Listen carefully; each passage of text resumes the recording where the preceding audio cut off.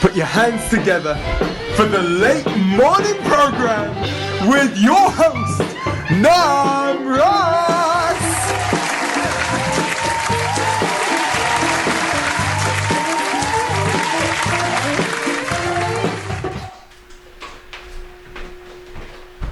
All right. Haribol. Haribol. So we're here with Hari Parsada Prabhu. Thank you so much, Prabhu, for coming on. Thank you so much for inviting me. Oh my God, it's so awesome to have you. This was a kind of a spontaneous arrangement, I guess Krishna's arrangement that you're here.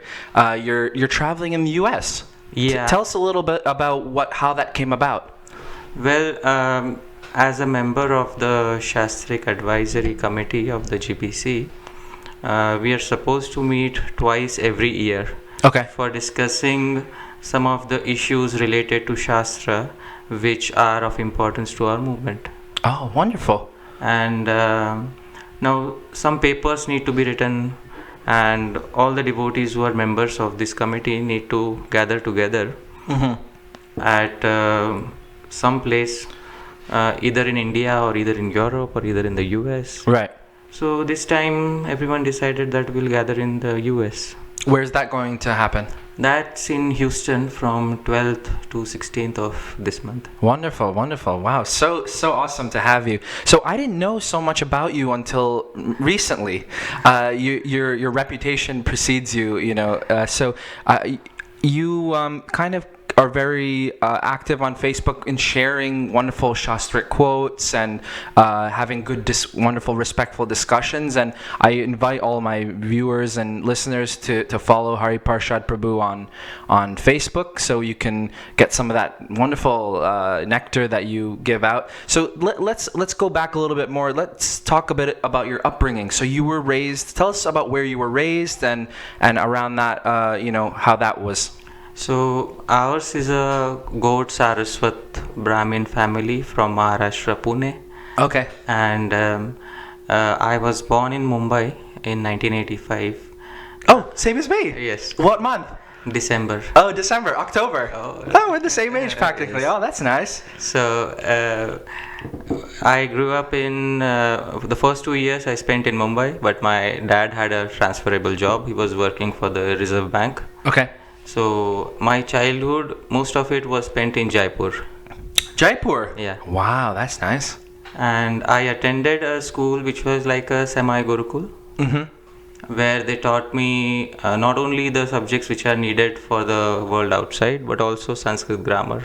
Right. And Upanishads. So this was a school affiliated to Bharatiya Vidya Bhavans. Okay. So Bharatiya Vidya Bhavans is one of the social organizations in India, and they had a really nice school there. And I grew up in Jaipur in this beautiful environment. We had open fields. Wow. When I came to New York, I saw the schools. And what did you think? You want the honest opinion? Yes, of course. I said to my friend Jai Jagannath Prabhu privately, it resembles a mental asylum. Wow. I mean, yeah, in the way because it's in the city or just... It's just gated everywhere, there are grills everywhere. Yeah. That's what you do with the patients of a mental asylum. Right. Yeah. Children should play out in the open fields. Right. That's very true. There are some like philosophies of raising children in America. There's like that Montessori, and there's others ones where there's this one that my wife was actually researching where I think it's in Europe somewhere, the kids every day they go in the forest with the teacher, and then they look at the dirt and the bugs and the trees and they climb. Anyway, that's to your point that there's something to say about exactly. And that was available to me for free in my childhood because our village is in Pune. So every year for 2 or 3 months we used to go to our village, and the village was really a village. Wow. We had a huge joint family and a duplex bungalow, and we used to have these crates and crates and crates of mangoes every summer. Amazing. So, and we used to sit on the bullock carts. Wow. And the exact lifestyle that is described in let's say Srimad Bhagavatam or something. Yeah. It's a different experience to be able to have that in your childhood. Yeah. Because it helps you understand Krishna Leela Right. to a greater depth. Amazing. You've experienced it in your life. I mean, yeah. I mean, I grew up in this kind of area, we call suburban. And there was there was a forest nearby and a creek, and I always used to go there as a kid and try to find frogs and things like that. So that was a fun thing. But so how old were you when you left Jaipur? I was in 10th grade. Okay. Oh, so you're quite old. Yeah, and we came back to Mumbai. Okay. We got transferred again, and after an year or so, my father passed away. Oh, okay. So my mother, she started working in his place. There is an arrangement for government employees. Oh, really? Okay. So if the head of the family passes away, Yes. somebody in the family who's qualified enough can take a lower position. Okay. So fortunately, she started working in his place so that she could support the family in the case of emergency. Okay, so that was around 10th grade. Yeah, 10th grade. Okay. I was 15 or 16 years of age. Oh, okay. That must have been difficult for you, your father's leaving. Yeah, that's when the philosophical side of me started emerging. Interesting. Because it's very difficult to suddenly, one day your father is present and the next day he's suddenly not there. That's one of my greatest fears, to be honest. So that within me triggered the sense of meaninglessness of this world. Really? Yeah, because I had studied Upanishads, I studied Sanskrit, but I had never understood the actual implementation of it. Right. Because I never went through a difficult situation in life. So this was the first difficult situation which I had to go through. And I still consider it to be the worst day in my life. Right.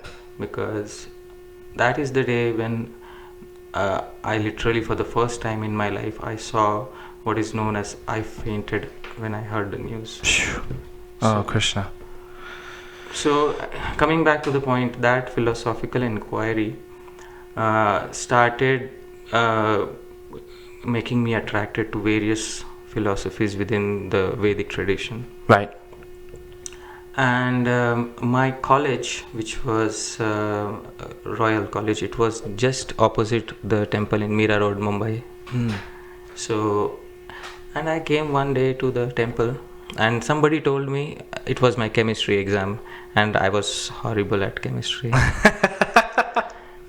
So somebody told me that our founder Acharya, he was a chemist in his. So if you want to get good grades in chemistry, you can pray to.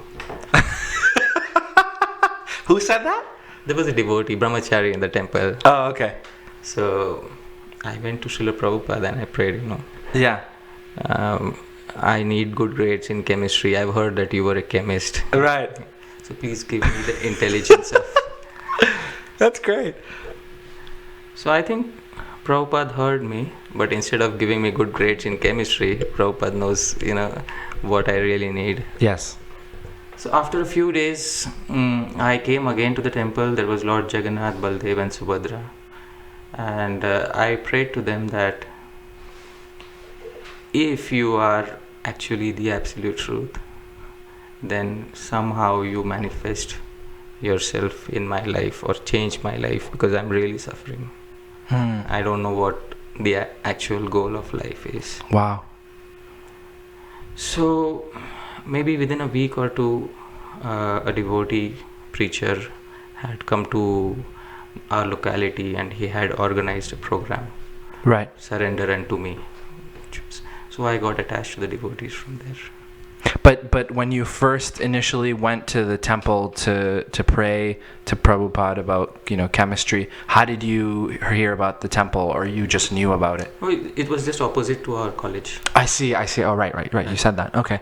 Oh, wow. Okay. So wonderful. And then you became attached to the devotees Right. through that program that was there. Right. So I was a member of IYF, which is a boys group. It's ISKCON Youth Forum. Right. And they're preparing to be brahmacharis, and Right. so I served in IYF for almost 7 years. Oh, okay. And we did all sorts of wonderful sevas, book distribution, and arranging prasadam, crowd management. Right. So wonderful services. And within my heart, I also had a desire. I had two desires. My first desire was that I wanted to meet a really traditional sadhu who's very well versed in Shastra. And second is I wanted to study Shastra myself. So I prayed to Radha Ras Bihari that although I'm serving in IYF, I also want to study our previous Goswamis. Most of their works are in Sanskrit. And I wanted to further my Sanskrit education. So you learned Sanskrit initially in your school, Right. And then now you wanted to further it by. So how did you hear about these?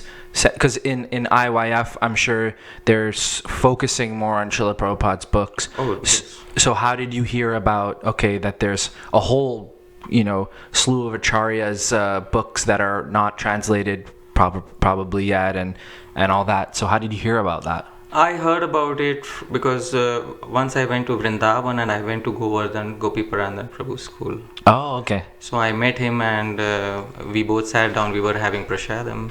So I asked Gopi Parandan Prabhu, which grammar do you teach? We said we teach Hari Namamrit Vyakaran, Jiva Goswami's grammar. Right. And he asked me, which grammar have you learnt? I said Lagu Siddhant Kaumudi, which is Panini's grammar. So he said, very nice. He said, there are a lot of literature in our movement which are not yet translated. He said, I just did Brihad Bhagavatamritam. Right. So I said, where could I find some of those literature? So he said, some devotees have started putting it up online. And so I started searching for all the literatures of the previous acharyas. Fortunately, there was a book published. It is called Gaudiya Vaishnav Abhidhan. And this Gaudiya Vaishnav Abhidhan, it has the names of all the authors of Gaudiya Vaishnav literature, Bengali as well as Sanskrit. Oh, okay. And it lists their works, whether they are published or unpublished. When I had a look at that list of books, oh my goodness. Big list. Jiva Goswami alone, it's purported to have written around 4 lakh verses. 4 lakh verses. Yeah. That's 400,000 verses. Yeah. And it said that Vyasadeva wrote 4 lakh verses in the 18 Puranas. But Jiva Goswami wrote only 4 lakh verses glorifying Krishna alone. So how many of those 4 lakh do we know of that are still around? I think most of Srila Jiva Goswami's works have been discovered. Oh, they have? Yeah. But I personally like to read it in the original Sanskrit because translations, I have an issue with translations. Of course, you're a translator yourself, so and you're a Sanskrit scholar, so I believe in transcreations. Transcreations. Yeah, because a translation sometimes doesn't do justice to the original text. Right. Sometimes the original text needs to be explained a lot. And if you just do a plain vanilla translation of the text, the inherent meaning or the intended meaning or the hidden meaning within the text doesn't easily come out. Right. So Srila Prabhupada has written huge purports for every verse in the Bhagavatam so that some of the hidden meanings can come out. Yes. So I personally believe that rather than doing a verse by verse translation, we should explain each and every verse to the devotees.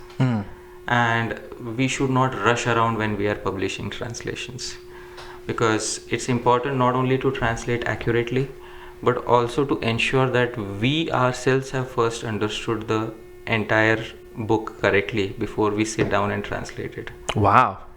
I don't think everyone can say they do that, right? I mean, if you trying to, that takes a lot of time. And especially each and every word should be understood correctly. Wow. And this is what Prabhupada used to do. He used to do word for word. Yes. So the reason for doing word for word is so that the translator should understand each and every word correctly. Because unless one himself knows the Siddhanta, what is he going to teach others? Yes. So now that I have started working with serving with Gopal Jiva publications, so we are Madhavananda Prabhu. He's a disciple of His Holiness Gaur Govinda Swami Maharaj. Right. So he is my Shiksha Guru, and he guides me. And Bhakta Rupa Prabhu. So Right. Yes, I know Bhakti Rupa Prabhu. Yeah. So myself, Madhavananda Prabhu, Bhakta Rupa Prabhu, and Madhavananda Prabhu's wife Krishna Kund Mataji. So we are a small team. We publish Krishna Kathamrita Bindu, Yes. e-magazine. Wonderful magazine. Yes, and there is a hard copy magazine which comes out when we are happy with our research work. And there is an e-magazine which comes out every Ekadashi. Right. So my aim is to be able to translate something fresh in each and every Bindu. Recently we did the Namashtakam of Srila Rupa Goswami with the commentary of Srila Baldev Vidyabhushan. Wow. And then I am also trying to translate the works of the previous acharyas which have not yet been translated.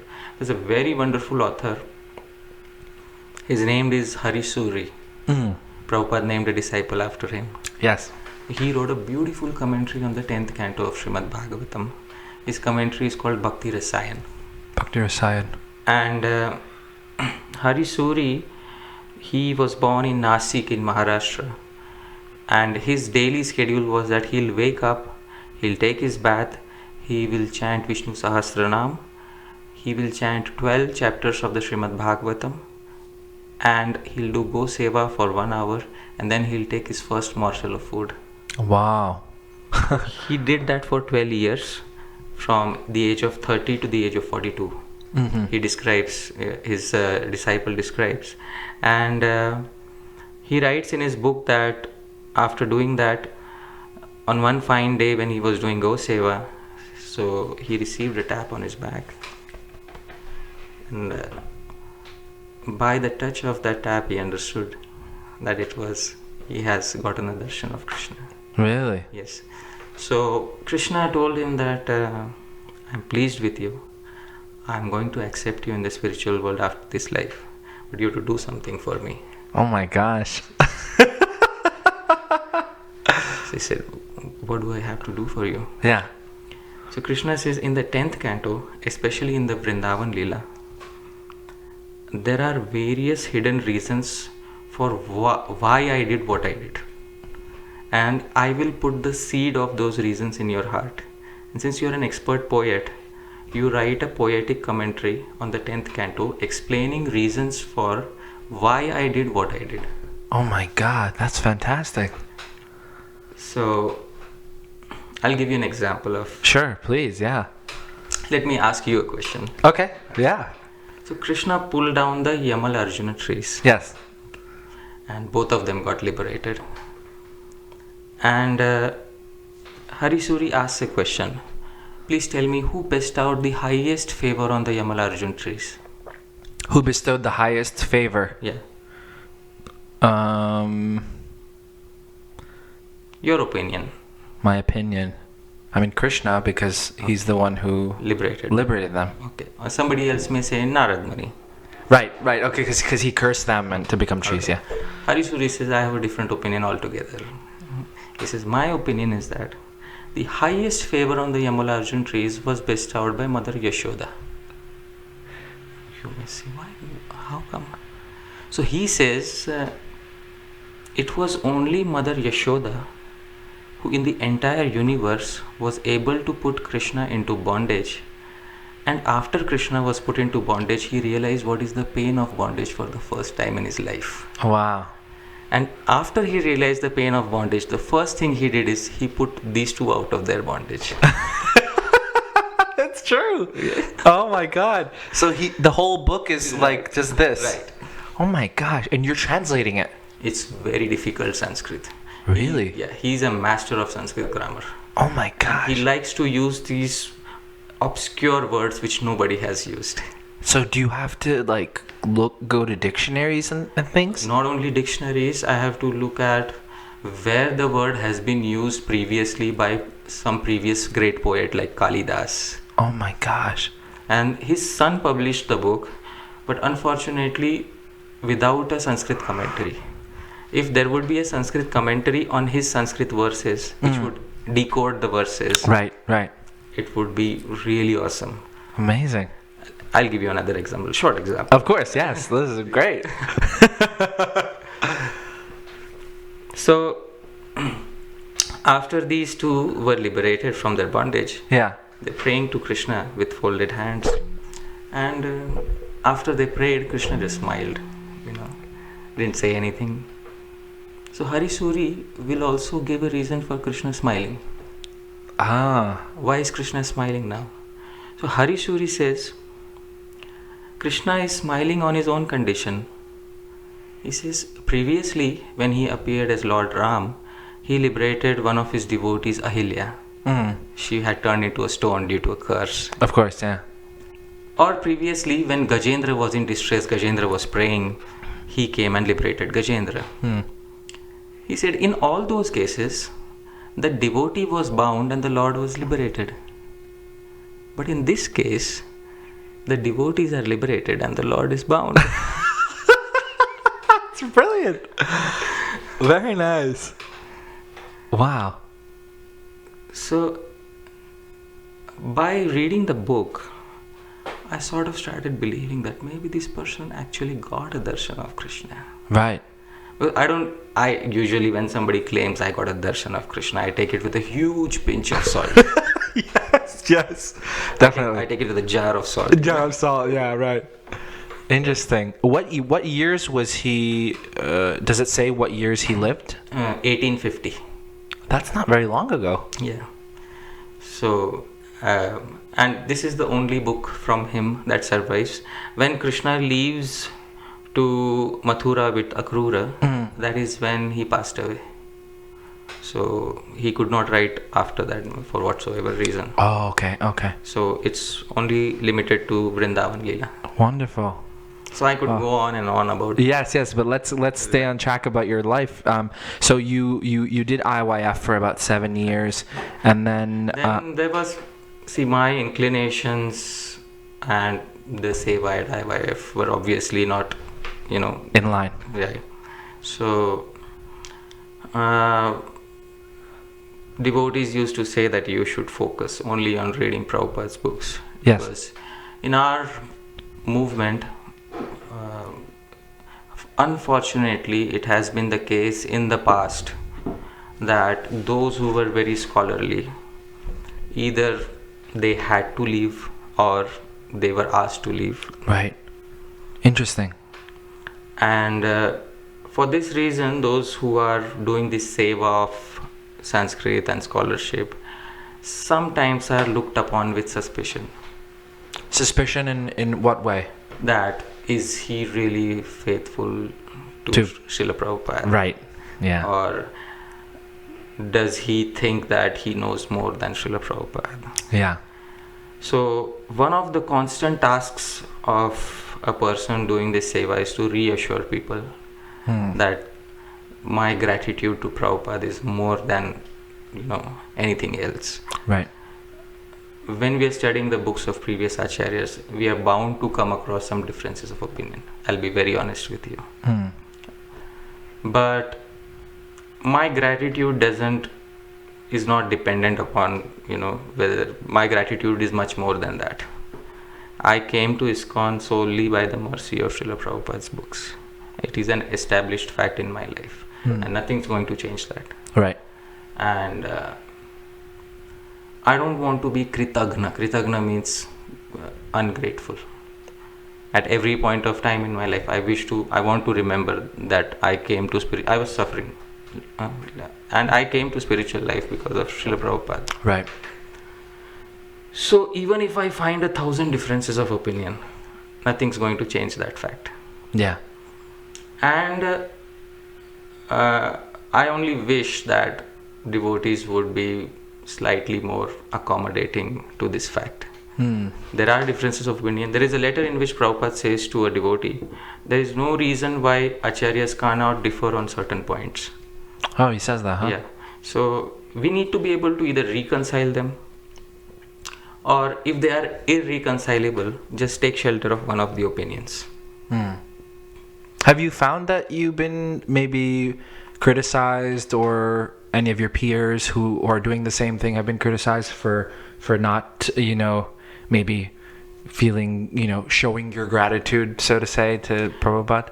Yeah, when I was back in, IYF, there's some devotees would often say that you need to stick only to Prabhupada's books. Right. Everything is given there. Yes. So Which is true. Yeah, which is true, but my Shiksha Guru, Gaur Govind Maharaj, used to say that everything is there in a seed form and it can be expanded upon. You can fluff it out like a cotton. Yes. So, in order to fluff it out like a cotton, you need to go to the previous acharyas, and they have so many realizations. And they didn't write their books so that those books could be kept in a museum. It's true. It's true. So that some scholar from the university will come and write a PhD on Jiva Goswami, but the scholar has no connection to Gaudiya Vaishnavism. Right, like armchair philosophy, Right. yeah. So we want, those books were written for us, Yes. and we are the adhikaris or the inheritors of the treasure of our Gaudiya Vaishnava Sampradaya. Yeah. Srila Jiva Goswami is actually Sutrakar. He wrote his own system of Sanskrit grammar. After Panini, in our Sampradaya, we have Jiva Goswami. Panini received mercy from Lord Shiva. He composed 4,000 sutras on Sanskrit grammar. Jiva Goswami received mercy from Chaitanya Mahaprabhu. He composed 3,700 sutras of Sanskrit grammar with Lord Vishnu's names in it. Right. Now, this is something which is happening once in thousands of years. Yeah. Yeah. And this corpus of text is lying in front of us and we are ignoring it. We are not studying it. Right. So, at least somebody who's studying it should be encouraged. Of course. There is a phrase in Sanskrit which says, Ashaktoham griharambe shaktoham grihabhanjane. I am incapable of building a new house, but I am very capable of destroying an existing one. Wow. Yeah. So,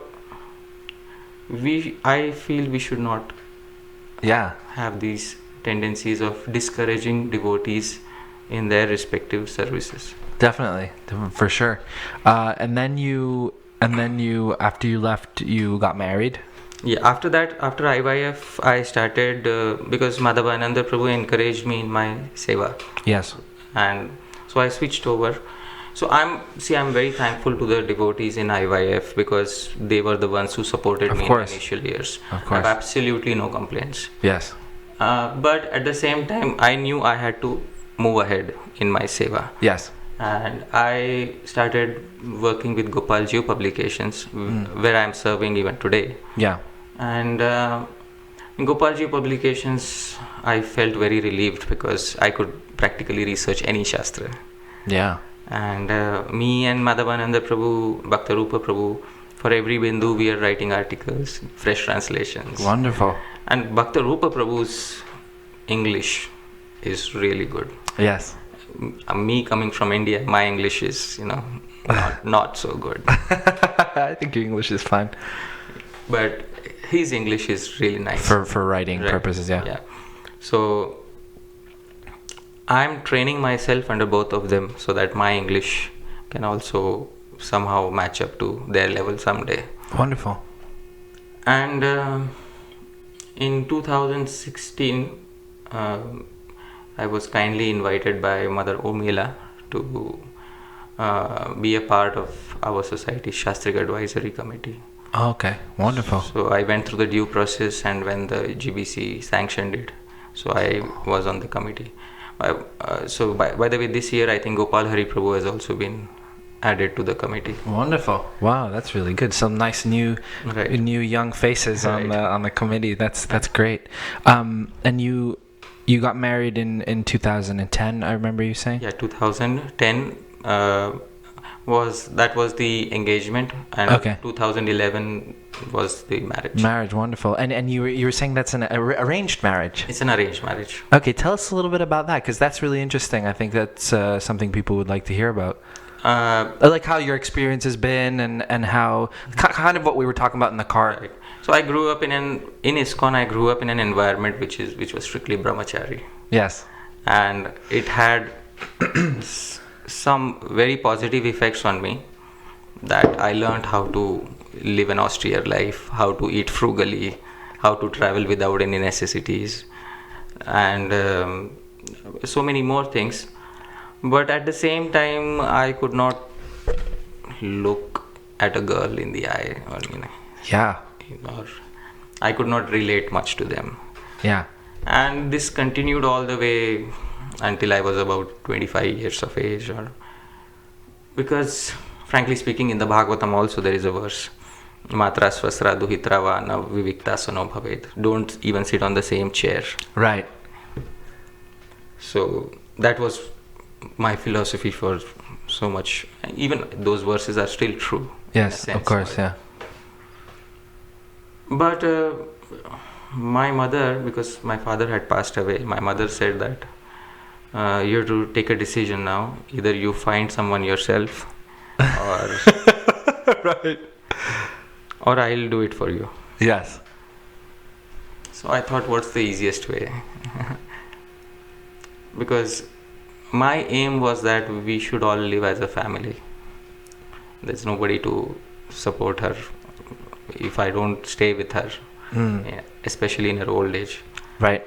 And so I want to stay with her. And ideally, if there is someone whom she selects, so she'll be able to adjust with her, and I can adjust with practically anyone. That was my philosophy. Right. Yeah. It's funny how before marriage it's such a different thing, isn't it? Right. Yeah. So I told her, I will not select anyone. Yeah. You make the selection, and I just have a few basic criteria. She should be a devotee, chanting at least 6 or 8 rounds, bare minimum. Right. I don't even need somebody who's initiated. Right. And she should be interested in reading, because that's my seva. Yeah. So we have to read together. Yeah. And Chaitanya Charitamrita describes, that is what distinguishes Kanishta Adhikari from a Madhyam Adhikari from a Uttam Adhikari. The Uttam Adhikari is the one who knows Shastric conclusions.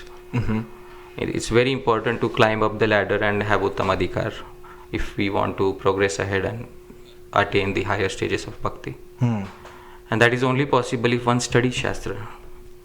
So, or at least one hears Shastric conclusions. If one cannot personally study, at least they need to hear the proper conclusions from someone. Yeah. So she should be interested in reading. So my mother said, all right, I'll try to find someone. Wonderful. Since she's also a devotee, she got initiated before me. Yes. And in one of her Vrindavan yatras, so my wife and her mother, they were also present. Oh, right. And my brother-in-law suggested that, maybe we can, because we are Maharashtrians, and my wife and her family are Gujaratis. Right. So they brought the matter to my Guru Maharaj, and my Guru Maharaj, I went to my Guru Maharaj and asked him, what should I do? Yeah. So my Guru Maharaj repeated a verse from Ramacharitra-manas. He said, Mata Pita Guru Prabhu ke Vani Vinahi Vichar Kariha Shubh Jani. That the words of mother, father, spiritual master, without thinking you should understand it as auspicious for you. Really? Yes. So I said, all right. Wow. So then I love that. I love that so much. that an answer to your question came in a shloka. Right. Fantastic. Please continue. Yeah. So then my Guru Maharaj gave me the contact of an astrologer, and we did the charts. And in the charts, it was not matching at all. Really? Yes. Okay. So we came back to Mumbai, where we stay, and we went to my astrologer, who's like a smart Brahmana, Maharashtrian, very strict. He has Lord Parshuram's photograph outside his with the axe. Yes. Yeah. You don't try to hurt the Brahmanas. Yes, right. Right. So when he looked at the charts, he said, you are Maharashtrian. She is Gujarati. She is outside your community. Don't get married outside your community. Lord Krishna's family was destroyed because he got married outside his community. Oh my gosh. Your family will be destroyed if you get married outside your community. Wow. Because Lord Krishna married Rukmini. Rukmini was basically from Maharashtra. Oh, okay. Oh, I didn't know that. Vidarbha is Vidarbha, right. Maharashtra. So, Okay. Lord Krishna was from Vrindavan, which is in Uttar Pradesh. Right? So he said, don't get married outside your community. I see. Family will be destroyed. So we went to her astrologer. Uh-huh. Her astrologer said, don't get married. This boy, referred to me, he has the strongest Mangal dosh. Mangal dosh means Mangal dosh, right. Mars. Mars, yeah. So he has the strongest. Oh my gosh. It's in his 7th house. It can kill the wife. Oh my gosh. Krishna. And then? So it was almost cancelled. Oh, because of that. Right. So we were meeting together for the last time, so to say. Yeah. And her father, mother, and me, we were sitting, and I could look at her face. I wanted to see whether she's happy with this, calling it off or not. Yeah. And I could see that she was slightly depressed. Oh, right. So I said, this is my last chance. I have to do something now. Yeah. So I took her, I spoke to her father and I said, well, I have heard in Shastra that if you get married in the Tirthas, Jagannath Puri, Vrindavan, Rishikesh, the 7 Tirthas of India. Right. So there is no ill effect of planets. Really? Yes. You've read that? Yeah, Madhavananda Prabhu had told me this. Oh, okay. So, if you have faith in my words, then kindly consider the marriage. Because my Guru Maharaj has said that you should go ahead with this. Yes. And I said, at my risk, I'm asking you. Yeah. You said this to her father. Yeah, because it's a risk for me too. If I lose a wife, I'll probably not have the inclination to ever look for someone else. Right, of course. In the first place, I agreed because my mother had insisted that second time I'll never agree to anything. Right. So he said I would rather ask my daughter. Yeah. And he asked her, she said, ma'am, okay, let's do it in Jagannath Puri. Wow. So we had our marriage at Tota Gopinath temple. No way. Yes. Oh my God, that's so nice. I love that temple. Yes. That's so beautiful. You have the wedding there. Yes. Where exactly? In the courtyards of the temple. Oh my God, that's amazing. So, you'll have to show me pictures sometime. Those pictures are horrible. Except for the pictures, everything was nice. Oh, okay, wonderful. Okay, so you got married there. That's so nice. After 6 months, the astrologer passed away. Oh my gosh. Oh my God, really? Which one? Your one or her? Her one, the one who said that. So maybe it was due to natural reasons. But coincidence. Yeah, but we joke about it. Oh my God. It's horrible. I know it's bad to joke about someone's death. Oh, Krishna. So then you got married, and how has it been? Oh, it's been... see, I personally believe the first 2 years of a marriage are always the most challenging ones. Right. Because for the first time in my life, I felt that I am no longer living for myself. Yeah. I also have to... I'm no longer the last one in the food chain, Yeah. There's someone who's dependent on me. Right. So... that in a way taught me many things, responsibilities, and how to be, what exactly is dedication to a person. Yeah.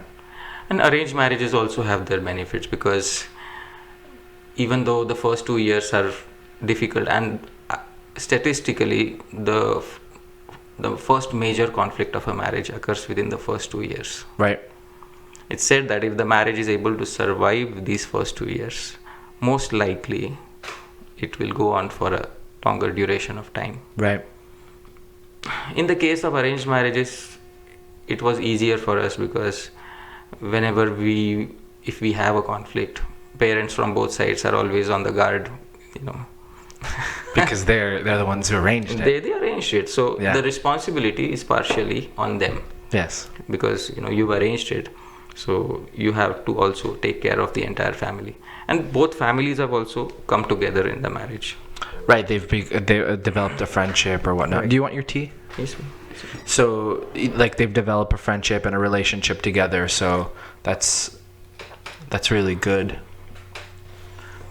And then you had a son. Right. That's so wonderful. He's 3 years old. Yeah, he's 3.5 years old now. 3.5. Yeah, that's really nice. So, and you were telling me, I remember that tell us about when he first brought him home. Right. So he was born in December 2015. I had absolutely no idea, or we had absolutely no idea how life changes after marriage. Yeah. But there is a reason why we decided that we'll go for a child. The reason is that in the Shastras it is described that all of us have a debt towards our forefathers. Yes. Now, somebody struggled really hard to bring us up. Right. And we got it for free. All the care, all the facilities by our parents, we got it for free. We think it is for free, but Shastra says it is not for free. You have to pay it back. Oh, okay. And it's called Childrearing. Right. So the debt of the forefathers. Yeah. Now the way to pay it back is to do the same service for someone else. Ah, okay. So if we want to ensure that in our next life we get good parents,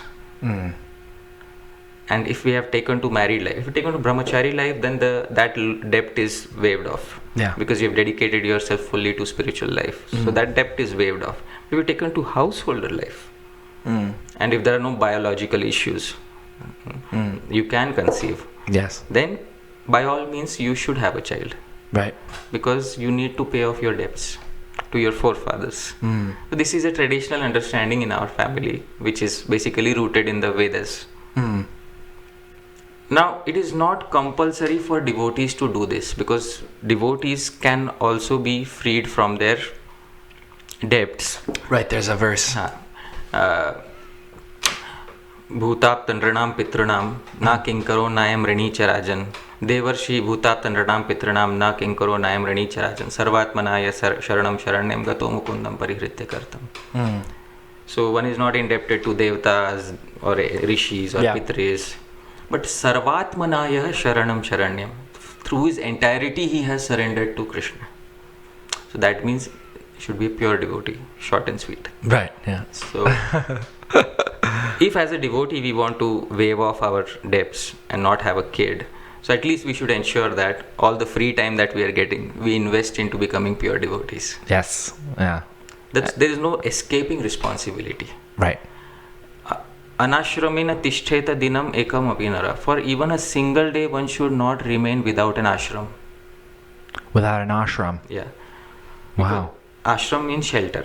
I mean, there's a lot of devotees.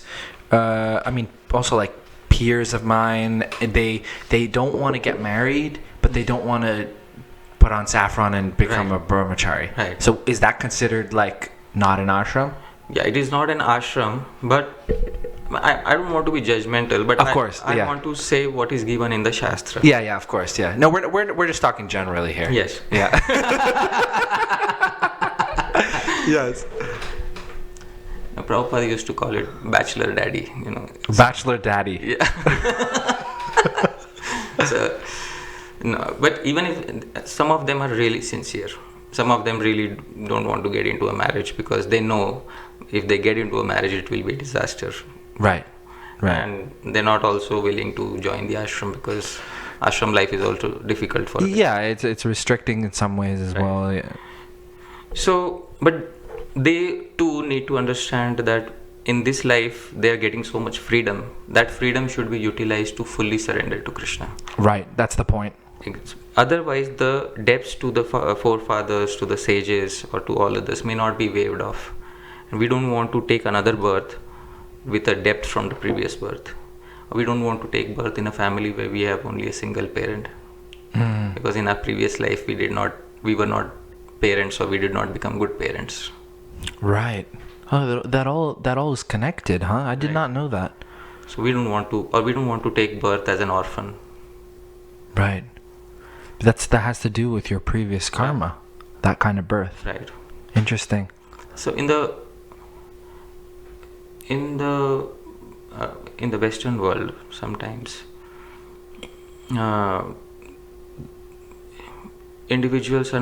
couples are opting to not have children. Right. The birth rate is going down. Yes.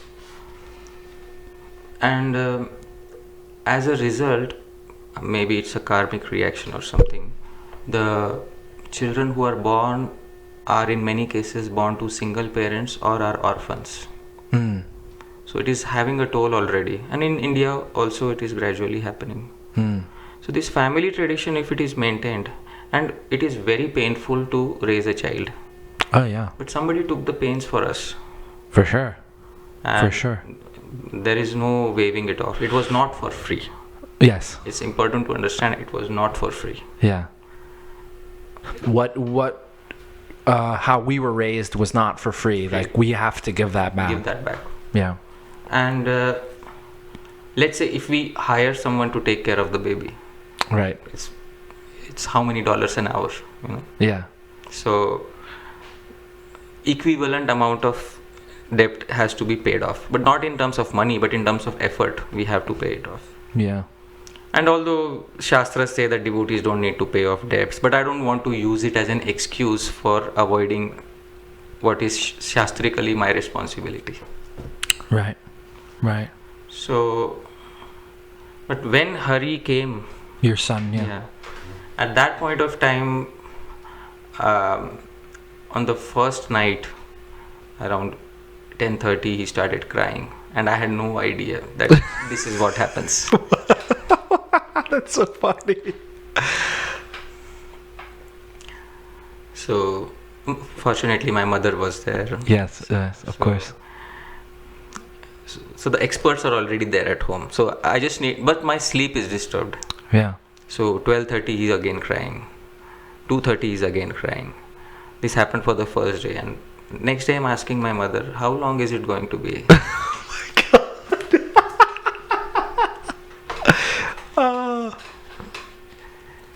So I never knew that the roller coaster ride is already, Yeah. I'm already on the roller coaster. Yeah. And so how's it been? It's been 3.5 years now, right? Yeah. So boys are usually more challenging because they run around everywhere. Yeah, they're the kind I'm of... sure you'll realize it Yes, soon. I already realized it, yeah. But both of us understood this one thing, that now we no longer can say that we are living for ourselves. And sooner or later everyone has to do that. One cannot live one's entire life simply selfishly for oneself. Either they give it to the nation, or they give it to the family, or they give it to the children. So if we are voluntarily going to give ourselves to others, we are going to put somebody else before us. Why not do the same with Krishna? This was the most important lesson to be learned. Why not do it with Krishna? So why not do the same for Krishna? Because it's very important that in this life, before we pass away, this feeling of I and mine towards Krishna should develop. My personal feelings are not yet involved with Krishna. My problem is this. Your personal feelings are not involved with Krishna. Yeah. What do you mean by that? I mean, I don't feel that, it's mine. Right. Right. before I pass away, I want to ensure that this happens. Right. That's a it has to develop, right? Right. So unless I develop an ego around Krishna, like he's mine. Right. So what is the purpose of just, mechanically doing bhajan and bhakti if my feelings don't get personally involved? Oh my God, yeah, it's totally right, yeah. And this is the reason why I studied Hari Suri, because his feelings are personally involved with Krishna. Yeah. Amazing. So the best way to become a drunkard is to, there are two ways of becoming a drunkard. One is you can go to the university and take a course, in studying wines and brewery and, Yes, right. do it theoretically. Yes. Or you can go to St. Petersburg and sit down in a bar. Yeah. Yes. So the best way to become a drunkard is to actually sit down with existing drunkards. There's a Prabhupada quote about this. Yes, I've read that, yeah. So the best way to start relishing Krishna Katha is to be attracted to a person who is speaking Krishna Katha, which attracts you the most. Yeah. So for me, that came in the form of this poet who was born in 1850. He wrote 4,500 verses, and which are very difficult to decode. Right. So let's give another example. One more example. Of course, yeah, please. So Krishna and his friends went to the forest, and there was Agasur waiting for them so that he could swallow them. Yes. Agasur opened his mouth. Yeah.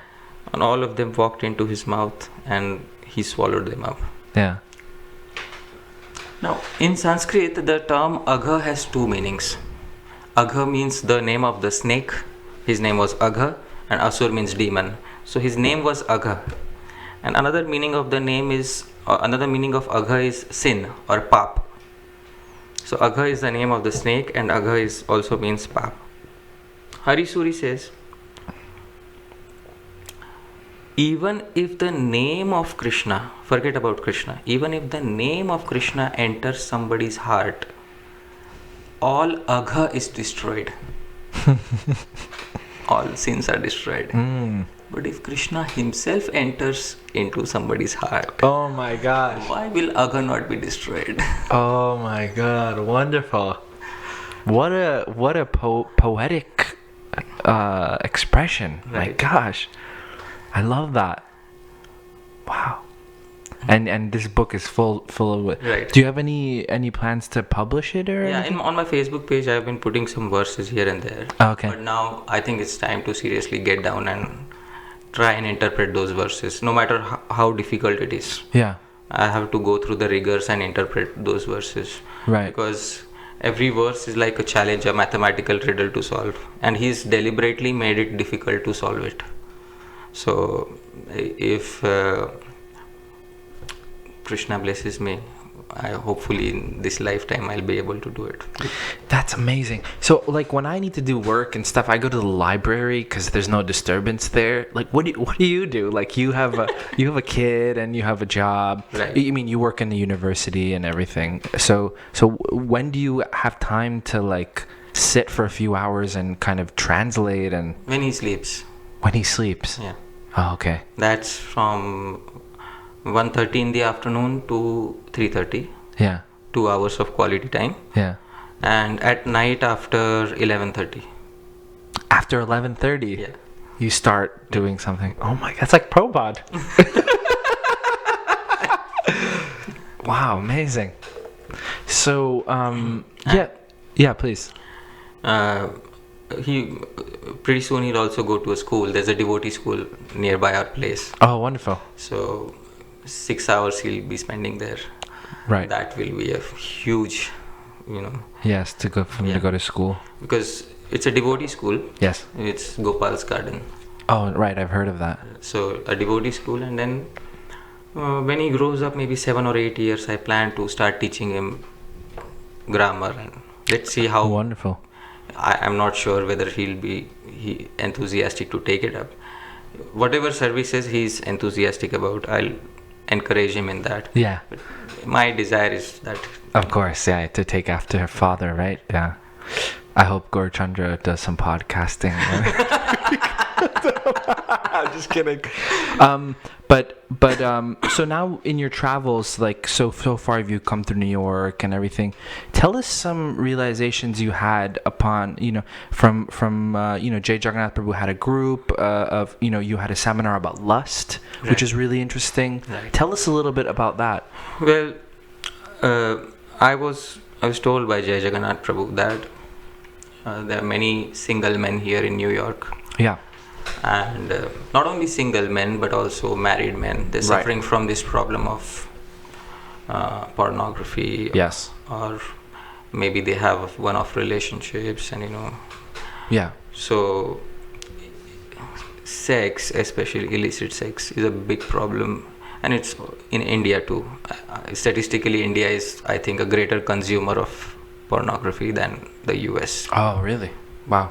So it is such a major problem, and it's affecting men. Right. So is there a devotional solution by which we can, there's something written in Shastras, by which they can overcome this problem, or even if they don't manage to overcome it, at least they don't perpetually remain in the vicious cycle of guilt. Yeah. And at least they can try to advance in their bhajan. So I'll just give a summary of what we did. Oh, please. Yeah, that's amazing. That'd be great. So it was 2 parts. Basically, first part was anartha nivritti, getting rid of the negatives. Second part was artha pravritti, entering into the positive. There is a verse in the Srimad Bhagavatam at the end of the Ras Leela which says that anyone who hears these pastimes of Lord Krishna with the dancing gopis of Vrindavan faithfully from an authorized source becomes free from lust within his heart, which is his perpetual enemy. Wow. So that was the concluding point. But we started off by with anartha nivritti, or how to get rid of the negatives. Now, most of the times devotees have a conception that I should be more austere in order to reduce my sex life. More austere. Yeah. Or I should execute a lot of tapasya. Right.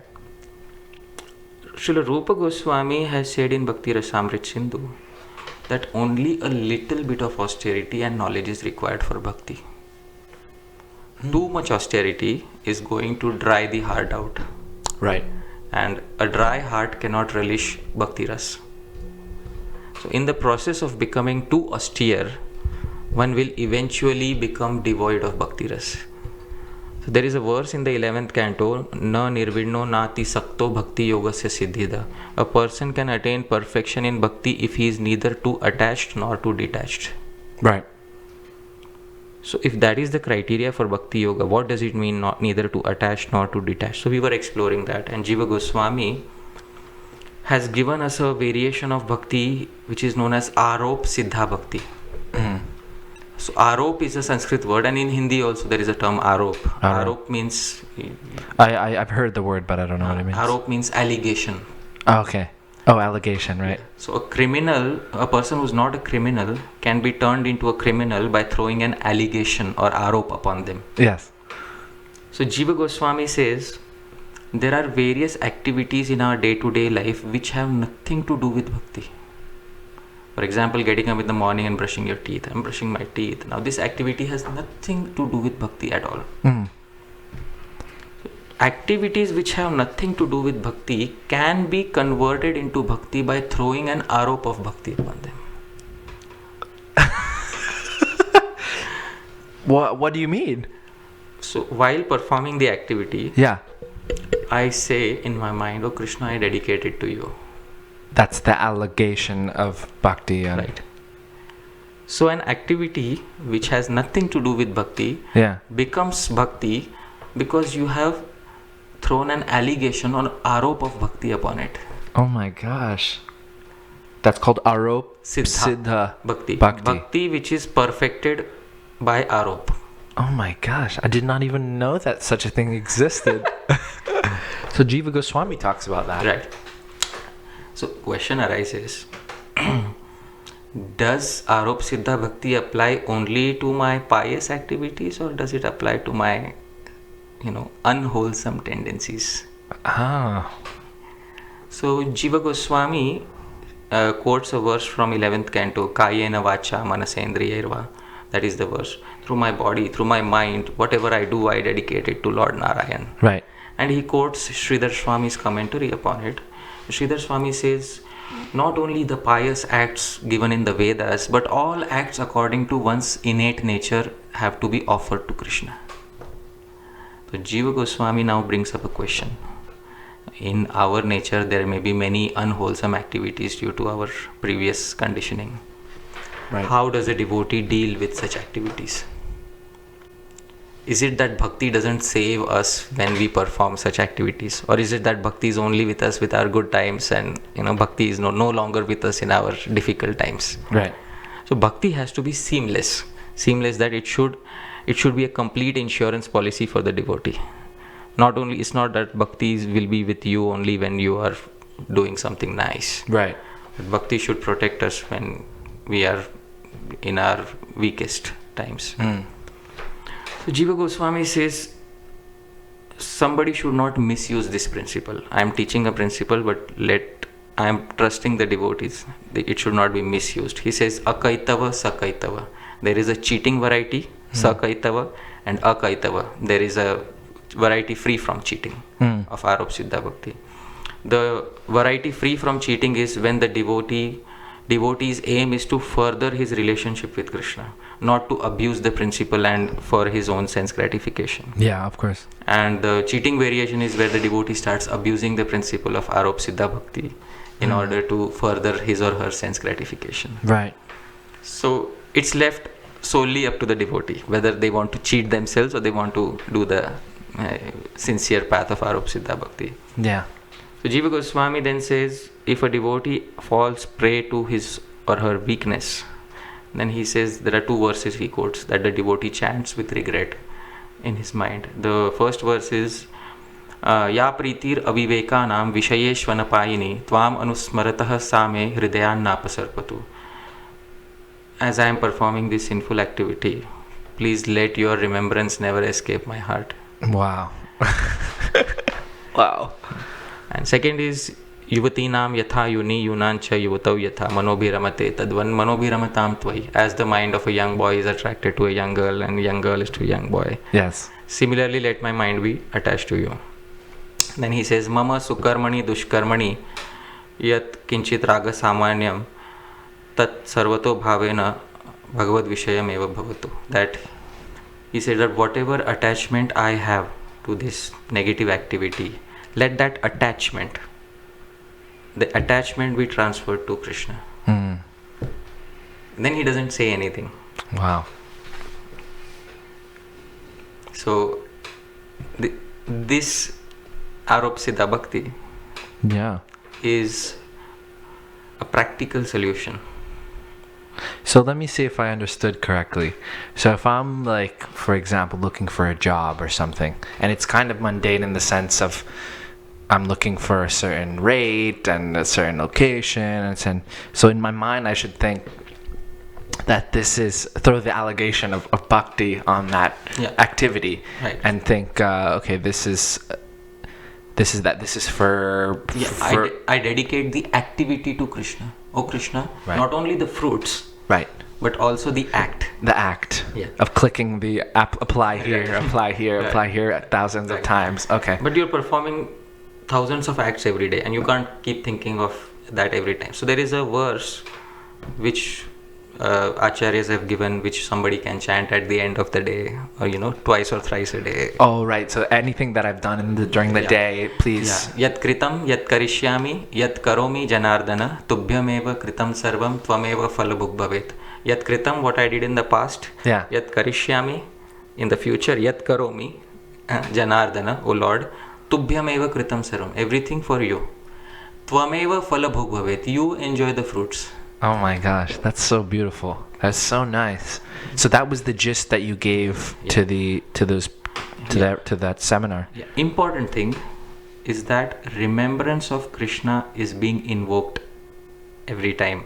Right. And that is the purifying factor, not the austerities, not the artificial means that we employ in order to curb our tendencies for lust.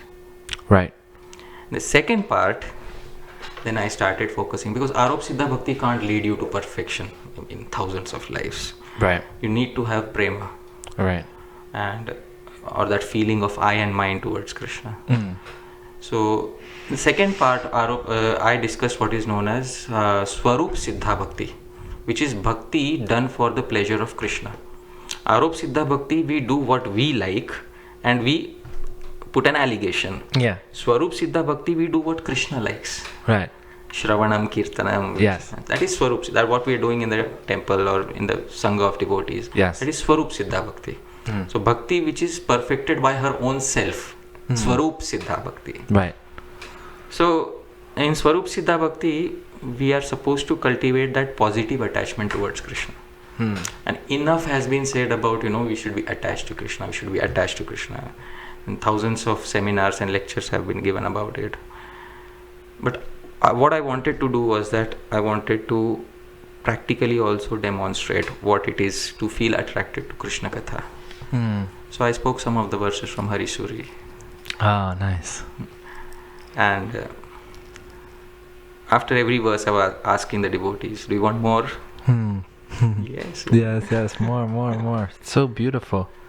I think that's a good segue into it's kind of what we were talking about on Sunday a little bit, but I stopped you because I was like, oh, let's keep it for the podcast. That what do you think ISKCON is missing, or what do you think we should focus on? I asked this to a few other guests, but you being a person who's very much focused on Shastra and how it's helped you in your own life, what do you think that we are focused on Kirtan? Right. ISKCON has a wonderful culture of Kirtan. Yes. And let's be honest, we are trendsetters when it comes to the culture of Kirtan. If I'm not mistaken, I think devotees tried to bring this Kirtan into mainstream music a few years ago. Or are they still trying, I believe? Oh, yes, of course. Yeah. All the time, yeah. So why this is important is because usually we are following the trend set by others. For example, Facebook becomes popular. Yeah. So we all get on Facebook and we start doing what everybody... TED Talks become popular. So as devotees, we get on TED. And yes. Usually we're following the popular trends. Yeah. Kirtan was the first instance in our generation when we became trendsetters. Yes, definitely, yeah. And I believe that every generation has to be trendsetters in certain ways. Because Prabhupada himself was a trendsetter. Yeah. Prabhupada did something which nobody else had done before. So Prabhupada was a trendsetter, and in our generation we also need to be trendsetters rather than trend followers. But for that we need to have some really gifted individuals. And in Kirtan we had Ayendra Prabhu, and because of Ayendra Prabhu, today we have a culture of Kirtan all around the world in ISKCON. Yeah, totally. Now, Kirtan is one of the most important limbs of Bhakti, but there are 5 limbs described in Bhakti Rasamrit Sindhu which are most important. Sadhu Sangha, Nam Kirtan, Bhagavat Shravan, Mathura Vas, Shri Murti Shraddhaya Sevan. Now let's see, Sadhu Sangha we are having in most of our temples and communities. Sadhus visit regularly. Yes. Nam Kirtan we are having everywhere, 24 hours, 12 hours. Mathura Vas, many devotees go and visit the Dham. Shri Murti Sevan, deity worship is, I think, at its best standards. Yes. In ISKCON. Now the one remaining limb is Bhagavat Shravan, which I believe is extremely important for devotees, for their personal cultivation of bhajan. So my aim is that I should be able to contribute in my own little way in this culture of enhancing quality Bhagavatam Katha. My Guru Maharaj His Holiness Radha Govinda Das Goswami Maharaj, he spent his entire life speaking only Bhagavatam Yes. and pure Krishna Katha. Yeah. See, there are many kathas which go on. Sometimes devotees do speak about stress management or topics which are affecting the people outside. And I have immense respect for all those devotees because they are catering to a certain audience. And absolutely, they need to do that. Of course. But when it comes to us personally, for our bhajan, we need to have direct Krishna Katha. Direct Krishna Katha. Right. So direct Krishna Katha is what will help us establish that feeling of I and mine in relation to Krishna. That seems to be your goal. Right. It should be all of our goals. Right. At the end of our lives, that is what is going to help us the most. Because ideally we want to take our next birth along with Lord Krishna. Right. So one can say Bhagavad Shravan, I personally try to open up the Bhagavatam every day, whether it's one verse or whether it's I have some time and I can do it. What are some strategies or to gain attraction to reading in the way you're saying, in the way to develop that mamta, you could say, for Krishna? So one of the strategies is to, as Prabhupada said, Prabhupada wanted us to study from different angles of vision. Right. And not simply be satisfied with what is given in the purports. A certain part of the realization is given in the purports. But Krishna Tulya Bhagavata Vibhu Sarvashray. Bhagavatam can have many meanings. Chaitanya Mahaprabhu extracted 60 plus meanings from a particular verse. It's important to study all those angles of a particular, because we are investing our minds in it when we study it from those angles. And like in New York, Jai Jagannath Prabhu is doing it. He's doing it really well. Yes. And the commentaries of the previous acharyas, they help us explore some more angles. And by doing so, what happens is that we start actively meditating upon the text. We start taking an interest in it. And then wherever in real life we start applying it, sooner or later the realizations will come to us. Right.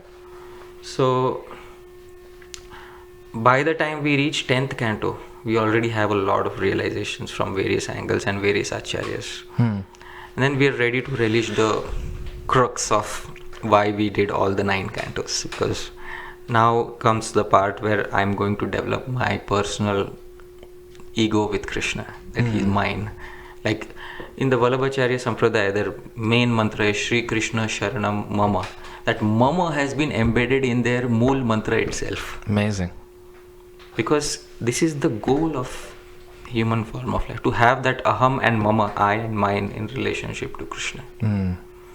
So once devotees start studying from various angles, I believe that their understandings will broaden. They will learn how to harmonize differences of opinions between acharyas, various differences of opinion. I'll give a small example of a difference of opinion between two acharyas. Sure, yeah. In Bhakti Rasamrita Sindhu, there is one of the 64 limbs of bhakti is to accept prasadam of the Lord, remnants of the Lord. Yeah. So the Jiva Goswami says in the commentary that one should not accept prasadam in front of the deities. Srila Vishwanath Chakravarti Thakur, commenting upon the same, says that one can have prasadam, but one is not allowed to have betel nut in front of the deities. Okay. So how do you reconcile this? So Srila Baldev Vidyabhushan says there is one nyaya, udit anudit hom nyaya. I hope we have time for this. Of course, yeah, we have time, yeah. So in the Vedas, there is one branch of Vedas which says udite hotavyam. Offer oblations as the sun is rising. If you don't do that, if you offer oblations before the sun rises, your oblations will be wasted. Another branch of the Vedas says anudite hotavyam. Offer oblations before the sun rises. If you don't do that, if you offer along with the sun rising, your oblations will be wasted. There are two contradictory statements in the Vedas. Right. So the acharyas have explained that the Veda which you are studying, you stick to that conclusion and the negative results of the other branch will not apply to you. It says that. Right. So, this is Udit Anudit Home Nyay. Now, this is a framework or template which can be applied to all contradictions in Shastra. Let's say there is some contradiction between two acharyas. Right. And they belonging to the same sampradaya. And you can take shelter of one of the acharyas. So that whatever the other acharya is saying, the negativities don't apply to you. Interesting. Wow. Is this something that the Sastric Advisory Committee, like, what's something that you're working on with them in regards to something? Yeah, I'm actually, I'm not at a, I can speak something. Oh, you can't speak about it. Oh, I got it. I speak something. Okay, sure. I'll give a short idea. So, these differences of opinion on Shastra in our movement Yes. have caused quite a lot of strife. Oh yeah, I like Fall of the Jiva. What other, all other, a few other things.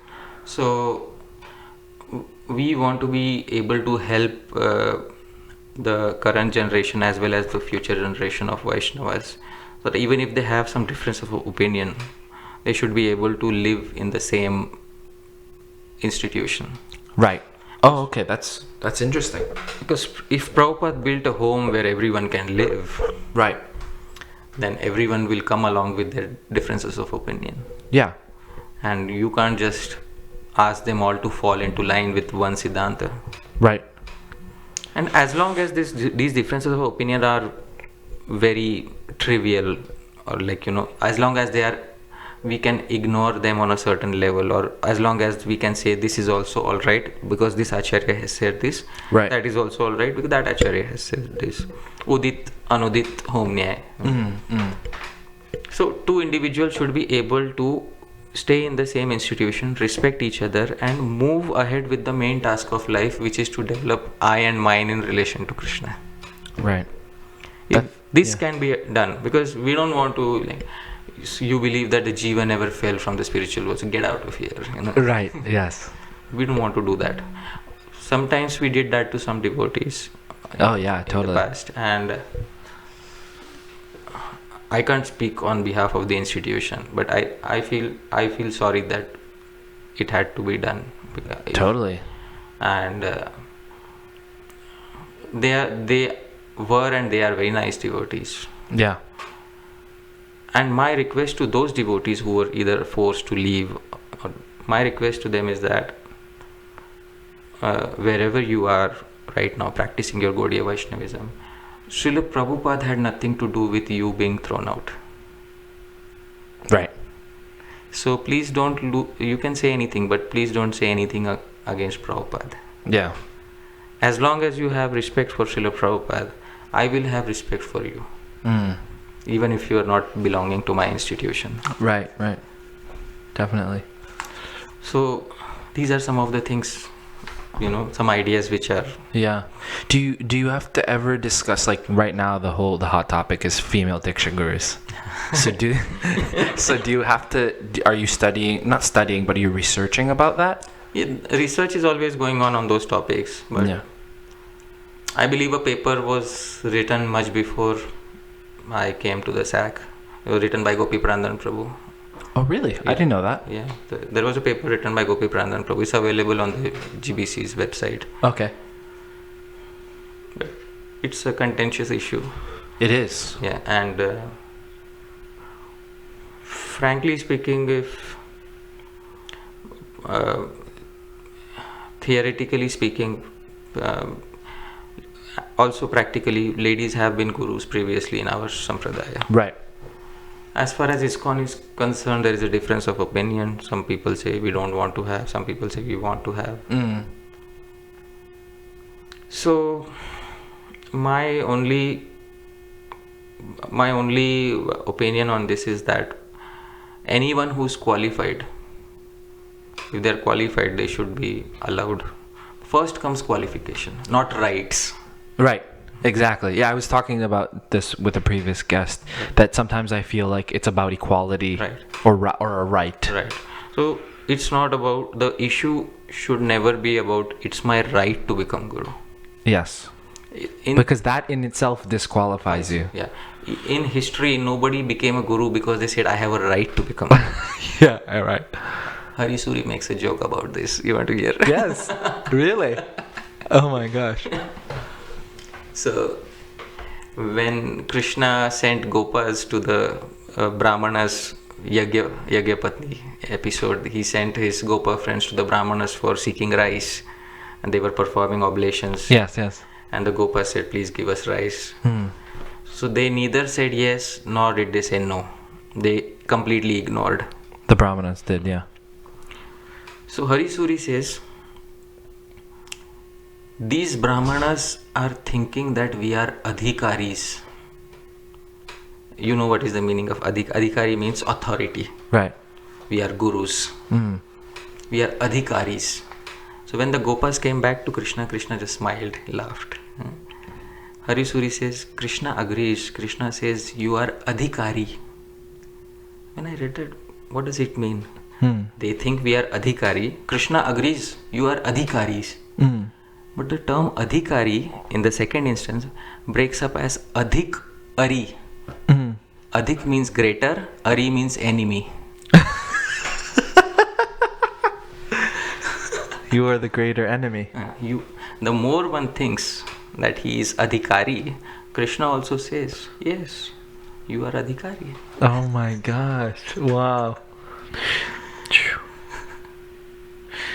So, it's never about demanding a right. But if somebody is genuinely qualified, and my Shiksha Guru, Shri Srimad Gaur Govind Maharaj used to say that the qualification is that one should be on the stage of bhav or prema. In order, he spoke his qualification, and Prabhupada also has said in Nectar of Instruction, a Kanisht Adhikari can also become a guru, but he can only deliver his disciples to a certain point. The disciple should do well to select an Uttam Adhikari as a guru. Yeah, I heard somewhere an example that when you're in war and then you get injured, you go to the medic, and the medic fixes you up in a certain way, but they can only do a certain amount until you have to be taken to the doctor in the hospital or whatever it is. So I always like that example about that. Yeah. So either the Diksha Guru or a Shiksha Guru Yes. has to be a person who is firmly established in that feeling of I and mine with Krishna. Right. It's very important to have. Right. Because from such a person can we learn how to become a drunkard ourselves. Yes. So yeah, definitely. Wow. Beautiful. It's a living process. Living process means it can't be had from the books. Exactly. We need to have some examples in every generation of people who are actually relishing Krishna Katha and Krishna Leela. Yes. Otherwise it will be like it's something mentioned in the textbooks. These people used to exist 500 years ago. Today we have no examples of them. Yeah. So we just do Vaidhi Bhakti and move ahead. But Chaitanya Charitamrita clearly says, Sakala Jagate Mora Kare Vidhi Bhakti. Vidhi Bhakti Krishna Prem, Vraja Prem Paite Nahi Shakti. Vaidhi Bhakti doesn't have the power to make us attain Vraja Prem. Right. For Vraja Prem we require Raganuga Bhakti. Right. Raganuga Bhakti means our feelings have to get involved with Krishna. Yes. For that you have to meet a drunkard. Yes. It can't be had by books. It's a living process. Wow, wonderful. I just have a question about reading. So when I read, I try to have this mood of a service that I'm reading, not to, because initially when I was reading, I thought, okay, let me get something out of this so I can share it with someone and then make them think that I'm smart or something. Right. And that didn't last very long because you can't get any taste from that. But when you have a mood of service and reading in that way, in a very humble way, to kind of serve the Bhagavatam in that way. So what maybe other practical tips can you give about reading for a long period of time? Like, how do you develop that taste? Right. The first thing is, if our motivations are in the correct place. Many times we do a service because it is financially lucrative for us. Or if it is not right now, in the future it becomes. It can happen with anything, Kirtan, Bhagavad Katha, or with any such platform. Prabhupada wanted us to be Brahminical in nature, which means that ideally we should not demand anything, that anything be given to us as a return for our service. Somebody who gives something to us, his hands are always above and the receiver's hand is always below. Right. So as soon as our hands are in this position, although we are giving something, we have to accept a lower position in society. Right. And that makes a lot of difference. Instead, if somebody comes and says, I have come here to give you something, and whatever you wish to reciprocate unconditionally without any strings attached, you can do. If you don't want to give anything, no problem. But I have come here to give something to you. Right.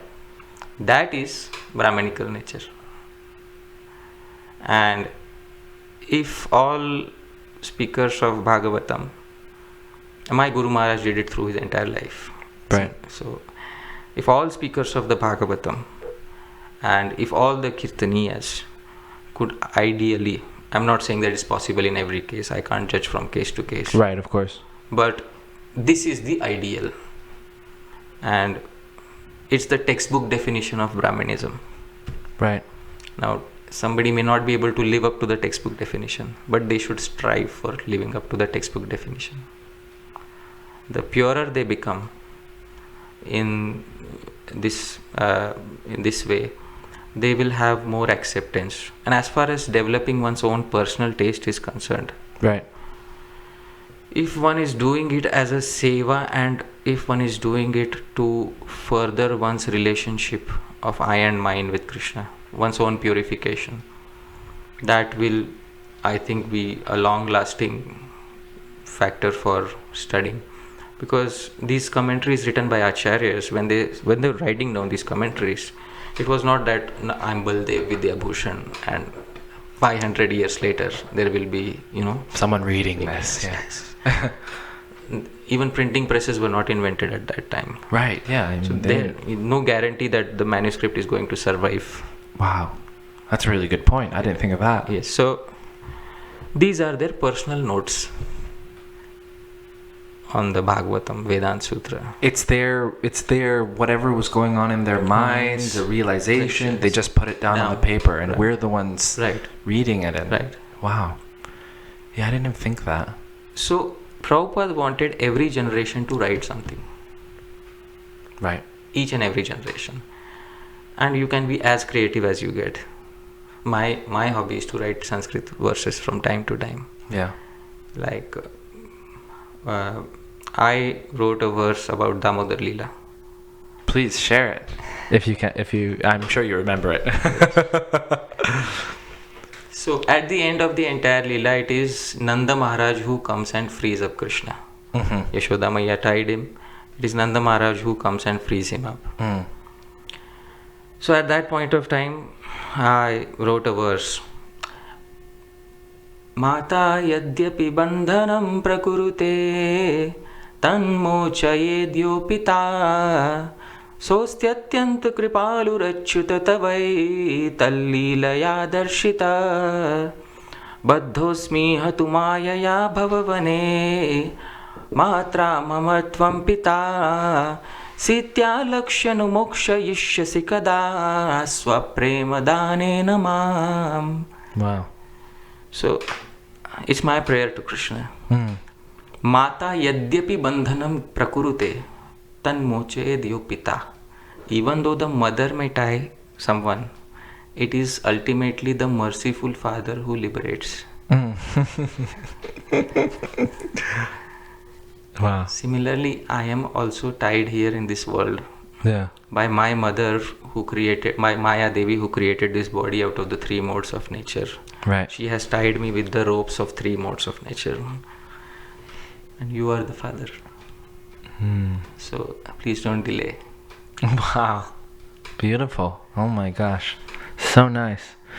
So, I think that's. I think we've gone our time, but it's so wonderful to meet you. I feel so honored, and I feel so inspired to read now and to study, and I hope that we can keep in touch. Thank you so much.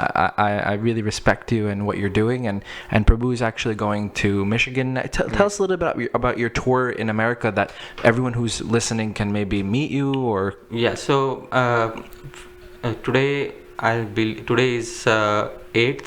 I am leaving Right. for Michigan, Detroit and Michigan. There is the Harmony Collective. Right. So with Deva Madhav Prabhu and Luke Prabhu. So we're organizing a 3-session on Padyavali of Srila Rupa Goswami. Oh my God! Amazing. And after that, I'm going to Houston for the meeting. Yes. The Sastric Advisory Committee. I'll be there till 16th. Then on 16th, I'm going to Austin, Texas with my dear god brother. Is Amarendra Prabhu. He's Oh, a yes. fantastic speaker. Oh yes, he comes here also. He's very nice. Very nice. So I'll be spending some time with him and the other congregation of Austin. Okay.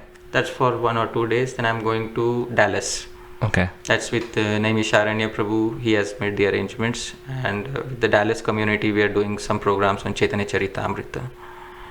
And on 23rd, I'll be going to Atlanta. This Adi Gadadhar Prabhu and the Atlanta congregation. Okay. So from 23rd to 29th, I'll be in Atlanta. And then there's some plan to go to Alachua. That's right now being fixed. Okay. Wonderful. And then I'll be going to North Carolina. Okay. That's with Aditya Narayan Prabhu. Yes, I know him. Very nice devotee. Hillsborough Temple. Okay. And then I fly back to Mumbai. From North Carolina? Yeah. Wonderful. Okay, great. Hari Parsada Prabhu, please. So, if all my listeners, they want to find Prabhu, you can find him on Facebook. Right. Hari Parsada Yeah. Das. And do you have an email perhaps you can share that maybe if someone wants to write to you personally? Okay, I can share my email address, but I'm really slow at responding. It's Okay. HPD Hari Parshadas .rgg Radha Govind Goswami hpd.rgg at gmail.com. Great, wonderful. So I also want to give a shout out to Jonavi Harrison, because she's the one who this was her idea. She said, Yes, "Hey Nam, we should do a podcast. I want to do a podcast with Hari Right. Parsada Prabhu," but she wasn't able to come. So I thought that I would be there. I'm sure she would do a much better job than me. My sincere thanks to her, because she's a connoisseur of arts. She knows. Yes, she actually wanted you to talk about a little bit about art. Let's do that before we end. What importance is art in the life of a devotee? One of the 26 qualities of a devotee is that he or she is Kavi. Kavi in general means poet, but Kavi also in a more wider term means artist. Right. So every devotee is supposed to have a taste in arts, literature or music, and all the previous acharyas, name anyone, they were all artists. Prabhupada wrote his own Gita Argan, Right. which is a Bengali rendition of the Bhagavad Gita. Right. So devotees should also be artists and explore some field of art. It's one of the qualities of a devotee, and for me it has come in the form of Sanskrit poetry. I'm trying with English poetry, but English language refuses to It's harder, isn't it?